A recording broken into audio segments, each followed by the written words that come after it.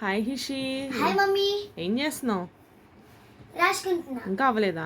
ఆహా, ఎంత టైం కొద్దిగా ఉంది, 10 minutes లో అయిపోద్ది. సరే కానీ నాకు ఏదైనా ఒక చిన్న టాపిక్ చెప్తావా? చెప్తా. ఏం చెప్తావు? House cleaning. అవునా? సరే, హౌస్ క్లీనింగ్లో ఏమేమి చేయాలి? మనం బొమ్మలు ఆడుకున్నాక అక్కడ తీసామా అక్కడ పెట్టేయాలి. ఓకే. తర్వాత మనం చదువుకున్నాక బుక్ షెల్ఫ్ లో పెట్టేయాలి. అవునా? తర్వాత తర్వాత మన సోఫాలకి కబోర్డ్స్ కి ఎక్కువ డస్ట్ ఉండేది కాబట్టి ఆ డస్ట్ అంటే ఒక క్లాత్ తో క్లీన్ చేసేసుకుంటే మనకి హెల్త్ ప్రాబ్లమ్స్ ఏమీ రావు. అవునా? ఓకే. ఇంకా మా మదర్ నాకు ఎలా చెప్తుందో మీ మదర్ కూడా అలా చెప్పినప్పుడు మీరు అలా చేస్తే మీకు హెల్త్ ప్రాబ్లమ్స్ అన్నీ ఏమీ రావు. సో హౌస్ని నీట్గా క్లీన్గా ఉంచుకుంటే మనకి ఎలాంటి హెల్త్ ప్రాబ్లమ్స్ అనేవి రావు, అంతేనా?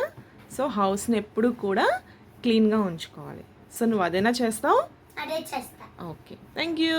Thank you.